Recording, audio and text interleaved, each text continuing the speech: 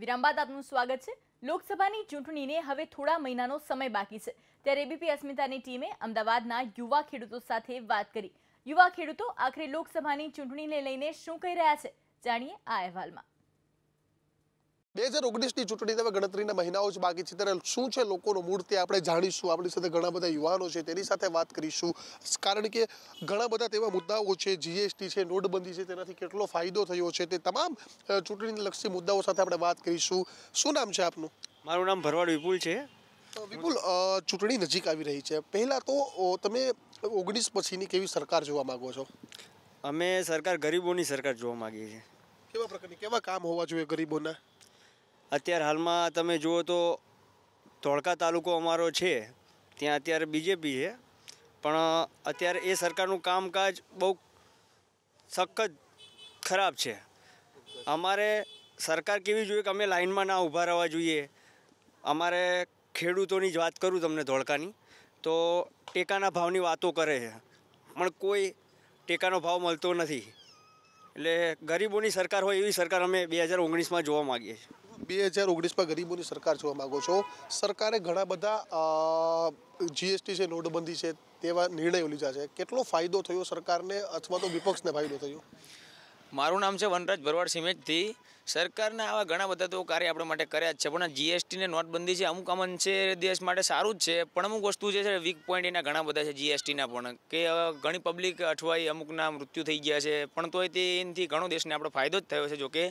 અને બીજી વાત રહી કે સરકાર એવી જે યુવાનોની સરકાર જોઈએ છે, એ પેઢી કે આમ વિશાળ પબ્લિક આટલું બધું છે, તો એની માટે કંઈક એવી તક હોવી જોઈએ નોકરીની, એક જ તકથી નહીં કે એકાય બધાને અલગ અલગ જોઈશે ને, એવી કંઈક સરકાર સ્કીમ કાઢે કે કંઈક પબ્લિકનું પેલું કરે તો કંઈક વધુ સારું રહેશે।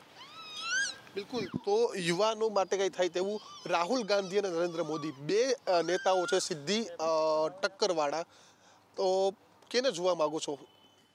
જે યુવાનોના પ્રશ્નોનો હલ કરે, જે બેરોજગારી છે અત્યારે મોટા પ્રમાણમાં, જે સૌથી વધારે જરૂર છે યુવાનો માટે બેરોજગારી અને ખેડૂતો માટે જે ખેડૂતોને સીધો લાભ મળવો જોઈએ, લાભ નથી મળી રહ્યો। જે ટેકાના ભાવની વાત થઈ રહી છે, તે આઈપીડીએસ પોર્ટલ પર તમારે રજીસ્ટ્રેશન કરાવો, આ કરાવો, તે કરાવો, ફલાણું કરો, ઢોકણું કરાવો, પણ એનાથી કોઈ ફાયદો નથી થતો ખેડૂતોને। જે અસલ જે મોટા ખેડૂતો છે એને જ આનાથી ફાયદો છે, જે જરૂરિયાતમંદ છે ખેડૂતોને કોઈ દિવસ કોઈ ફાયદો નથી થયો સરકારની યોજનાઓનો। તો આનો સરકારનું એક ધ્યાન દોરવું જેવું છે કે આનાથી કોઈ ખેડૂતોને નુકસાન જાય છે, નાના ખેડૂતોને જાય, મોટા ખેડૂતોને જાય છે, પણ તે એકાબીજાનું સરભર થઈ જાય, પણ જે નુકસાન છે નાના ખેડૂતોને, જો આનો અંદર જે મોસ્ટ ઓફલી જે ફાયદો મળે છે તે મોટા ખેડૂતોને મળે છે, તો આનાથી જે નાના ખેડૂતો વંચિત રહી જાય છે સરકારની યોજનાઓના, તો એનો ફાયદો પણ મળવો જોઈએ હરેક નાગરિકને।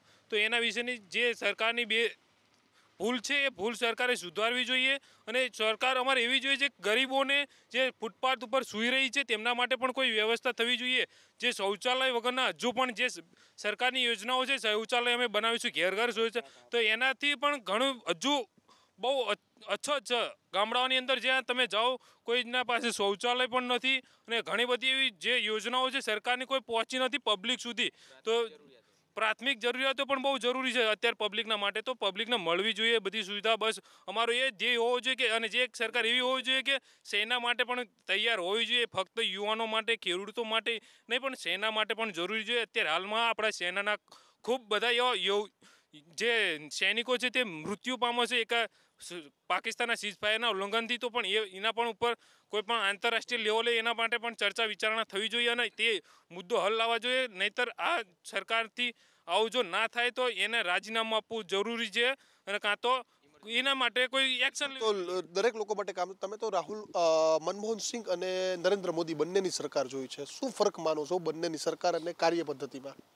અમારા પ્રમાણે સરકાર એવી હોવી જોઈએ કે ગરીબોની સરકાર હોય, બેરોજગારોની સરકાર હોય, ખેડૂતોની સરકાર હોય। હરેક હાલ જે સરકારો જે પણ આવી હોય, અગાઉ હાલ હોય, એ લગભગ એવા ફાયદા હોય કે નેતાઓને ફાયદા થતા હોય। નેતાઓ માટે હમણાં પગાર વધારવાનો જે વિધાનસભામાં હતો તો નેતાઓને ફાયદો કરતાં યુવાનોને કેવી રીતે ફાયદો થાય, ખેડૂતોને કેવી રીતે ફાયદો થાય, અને ગરીબ લોકોને કેવી રીતે ફાયદો થાય, એવી સરકાર અમારે જોઈએ છે। રામ મંદિરની વાત દરેક ચૂંટણીમાં આવી જાય છે, પરંતુ આને તમે ચૂંટણીનો મુદ્દો માનો છો કે ખરેખર રામ મંદિર બનાવવું જરૂરી છે? ચૂંટણી સમયે એ મુદ્દો આવે છે એટલે ચૂંટણીલક્ષી ગણાઈ જાય છે, બરાબર છે, એ તમારી વાત સાચી છે, પરંતુ રામ મંદિર બનાવવું જોઈએ એ દરેકની ધાર્મિક લાગણી છે, પણ એના કરતો રામ મંદિર તો બનાવવું જ જોઈએ. રામ મંદિરનો કોઈ વિરોધ નથી, પણ રામ મંદિરની સાથે સાથે જે પાયાની જરૂરિયાતો જેવી છે કે બેરોજગારી છે, ખેડૂતોને બરાબર, ગરીબોને હજુ સુધી ડિજિટલ ઇન્ડિયા વિશે કશું કોઈ માહિતી નથી. તો બરાબર, તો સરકારની યોજનાઓ નાનામાં નાના માણસ સુધી પહોંચે એવી કોઈ અમલીકરણ આવે તો એ બહુ સારું રહેશે.